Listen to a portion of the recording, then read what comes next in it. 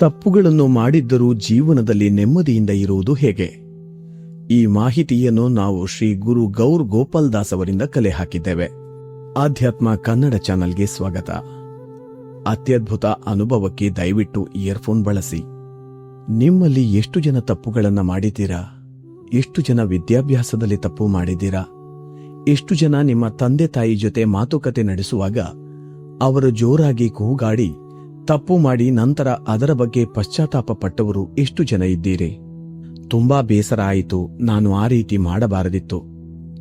ಎಷ್ಟು ಜನರು ನಿಮ್ಮ ಸ್ನೇಹಿತರನ್ನು ತಪ್ಪಾಗಿ ಅರ್ಥೈಸಿಕೊಂಡು ನಂತರ ಅರೆ ಅದು ನನ್ನ ತಪ್ಪಾಗಿತ್ತು, ಅವರ ತಪ್ಪಲ್ಲ ಎಂದು ಹೇಳಿರುವ ತಪ್ಪನ್ನು ಯಾರು ಮಾಡಿದ್ದೀರಾ? ಬಹುಶಃ ನಾವು ನಮ್ಮ ಜೀವನದಲ್ಲಿ ಅತ್ಯಂತ ದೊಡ್ಡ ತಪ್ಪುಗಳನ್ನು ಮಾಡುತ್ತಾ ಇದ್ದೇವೆ. ಅದರಲ್ಲೂ ಯೌವನದ ಹುರುಪಿನಲ್ಲಿ ಯುವಕರು ಮತ್ತು ಯುವತಿಯರ ಹುರುಪು, ಉತ್ಸಾಹದ ಶಕ್ತಿ ಸೂಪರ್ ಆಗಿದ್ದಾಗ ನಾವು ಗಂಭೀರವಾದ ತಪ್ಪುಗಳನ್ನು ಮಾಡುತ್ತಿರಬಹುದು. ಆದರೆ ಜೀವನದಲ್ಲಿ ಸುಂದರವಾಗಿರುವುದು ಏನೆಂದರೆ ಆ ತಪ್ಪುಗಳನ್ನು ಸರಿ ಮಾಡಿಕೊಳ್ಳಲು ನಮಗೆ ಅವಕಾಶ ಸಿಗುತ್ತದೆ ಅಲ್ವಾ? ಪೆನ್ಸಿಲ್ನ ಹಿಂದೆ ರಬ್ಬರ್ ಬರುತ್ತೆ. ಮೊದಲ ಬಾರಿಗೆ ಪೆನ್ಸಿಲ್ನ ಜೊತೆಗೆ ರಬ್ಬರ್ ಇರುವ ಹಿಂದೆ ರಬ್ಬರ್ ಇರುವುದನ್ನು ನೋಡಿದಾಗ ಅದು ಚೆನ್ನಾಗಿತ್ತು, ಯಾಕಂದ್ರೆ ತಪ್ಪುಗಳನ್ನು ಅಳಿಸಬಹುದು. ನಾವು ಮಾಡಿರುವ ಕೆಲವು ತಪ್ಪುಗಳನ್ನು ಸರಿ ಮಾಡಿಕೊಳ್ಳಬಹುದು. ಆದರೆ ಕೆಲವು ತಪ್ಪುಗಳನ್ನು ಸರಿ ಮಾಡಲು ಆಗುವುದಿಲ್ಲ. ಅದರ ಪರಿಣಾಮಗಳು ಕೆಟ್ಟದಾಗಿರುತ್ತದೆ. ಆ ರೀತಿಯಾದಾಗ ತಪ್ಪನ್ನ ನಿರ್ವಹಿಸಲು ನಮಗೆ ಒಂದು ಸಪೋರ್ಟ್ ಸಿಸ್ಟಮ್ನ ಅಗತ್ಯವಿರುತ್ತದೆ. ಕೆಲವೊಮ್ಮೆ ಹಲವು ತಪ್ಪುಗಳನ್ನು ಹಿಂದಿರುಗಿಸಲು ಕೂಡ ಸಾಧ್ಯ ಆಗೋದಿಲ್ಲ. ತಪ್ಪು ಮಾಡುವುದು ಪ್ರಕೃತಿಯಾಗಿದೆ, ಅದು ನಮ್ಮ ಸ್ವಭಾವ ಆಗಿದೆ. ತಪ್ಪು ಮಾಡದೇ ಇರುವವರು ಯಾರಾದರೂ ಇದ್ದಾರಾ? ಮಾಡಿದ ತಪ್ಪನ್ನ ಒಪ್ಪಿಕೊಳ್ಳುವುದು ಸಂಸ್ಕೃತಿಯಾಗಿದೆ. ಕೆಲವು ಜನರು ತಾವು ಮಾಡಿರುವ ತಪ್ಪನ್ನು ಒಪ್ಪಿಕೊಳ್ಳುವುದಿಲ್ಲ. ತಪ್ಪು ಮಾಡಿದ್ದೇವೆ ಅನ್ನೋದನ್ನ ಒಪ್ಪಿಕೊಳ್ಳೋದೇ ಇಲ್ಲ. ತಪ್ಪು ಮಾಡುವುದು ಪ್ರಕೃತಿಯಾಗಿದೆ, ಅದನ್ನು ಒಪ್ಪಿಕೊಳ್ಳುವುದು ಸಂಸ್ಕೃತಿಯಾಗಿದೆ. ಅದರಿಂದ ಸರಿಪಡಿಸಿಕೊಳ್ಳುವುದು ಪ್ರಗತಿಯಾಗಿದೆ. ಇದನ್ನು ನೀವು ತಿಳಿದುಕೊಳ್ಳಬೇಕು. ಒಂದು ವೇಳೆ ಮಾಡಿದ ತಪ್ಪನ್ನು ನಾವು ಒಪ್ಪಿಕೊಂಡು ಅದನ್ನು ಸರಿಪಡಿಸಿಕೊಂಡರೆ ಆ ಜೀವನವನ್ನು ಪ್ರಗತಿಪರ ಜೀವನ ಶೈಲಿ ಎಂದು ಕರೆಯುತ್ತಾರೆ. ಪ್ರಗತಿಯತ್ತ ಸಾಗುವ ಜೀವನ ಅಂದರೆ ತಾನು ಮಾಡಿದ ತಪ್ಪನ್ನು ಒಪ್ಪಿಕೊಂಡು ಅದೇ ತಪ್ಪನ್ನು ಮತ್ತೆ ಮಾಡದೇ ಇರಲು ಪ್ರಯತ್ನ ಪಡುವುದು ಹಾಗೂ ನಮ್ಮಿಂದ ತಪ್ಪು ನಡೆದ ವಿಚಾರದಲ್ಲಿ ಸುಧಾರಣೆ ಕಾಣುವುದು. ಜೀವನದಲ್ಲಿ ಕೆಲವೊಂದು ಸನ್ನಿವೇಶದಲ್ಲಿ ಕೆಲವೊಂದು ವಿಚಾರಗಳಲ್ಲಿ ತಪ್ಪು ಮಾಡುವುದು ಸಹಜ. ಆದರೆ ಮಾಡಿದ ತಪ್ಪನ್ನು ಸಮರ್ಥನೆ ಮಾಡಿಕೊಳ್ಳದೆ ಅದನ್ನು ಒಪ್ಪಿಕೊಂಡು ಜೀವನದಲ್ಲಿ ಇನ್ಯಾವತ್ತೂ ಆ ತಪ್ಪನ್ನು ಮತ್ತೆ ಮಾಡುವುದಿಲ್ಲ ಎಂಬ ದೃಢ ನಿರ್ಧಾರವನ್ನು ತೆಗೆದುಕೊಂಡರೆ ಜೀವನದಲ್ಲಿ ನೆಮ್ಮದಿಯಾಗಿ ಇರಬಹುದು.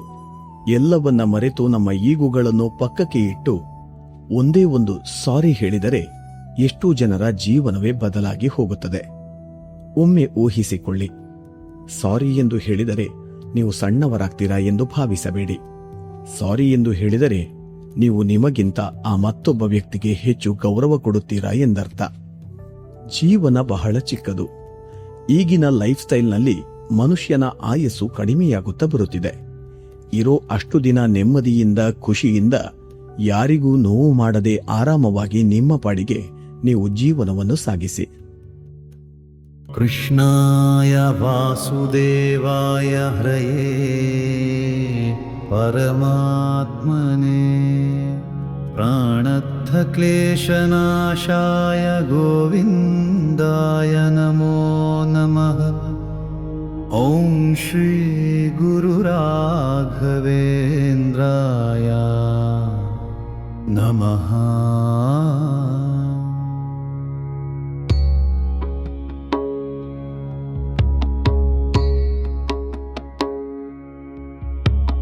ಕೃಷ್ಣಾಯ ವಾಸುದೇವಾಯ ಹರಯೇ ಪರಮಾತ್ಮನೇ ಪ್ರಾಣಸ್ಥ ಕ್ಲೇಶನಾಶಾಯ ಗೋವಿಂದಾಯ ನಮೋ ನಮಃ.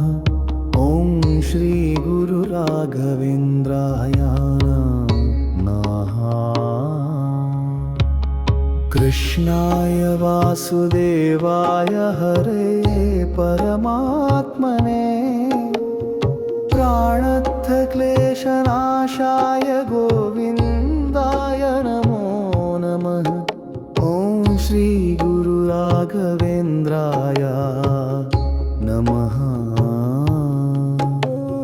ಕೃಷ್ಣಾಯ वासुदेवाय हरे परमात्मने प्राणत्थक्लेशनाशाय गोविन्दाय नमो नमः ॐ श्री गुरु राघवेन्द्राय नमः कृष्णाय वासुदेवाय हरे परमात्मने प्राणत्थक्लेशनाशाय गोविन्दाय नमो नमः ॐ श्री गुरु राघवेन्द्राय नमः कृष्णाय वासुदेवाय हरे परमात्मने प्राणत्थक्लेशनाशाय गोविन्दाय नमो नमः ॐ श्री गुरु राघवेन्द्राय नमः ಮತ್ತಷ್ಟು ವಿಡಿಯೋಗಳಿಗಾಗಿ ನಮ್ಮ ಆಧ್ಯಾತ್ಮ ಕನ್ನಡ ಚಾನಲ್ ಅನ್ನು ಸಬ್ಸ್ಕ್ರೈಬ್ ಮಾಡಿ ಪಕ್ಕದಲ್ಲಿರುವ ಬೆಲ್ ಐಕಾನ್ ಅನ್ನು ಕ್ಲಿಕ್ ಮಾಡಿ.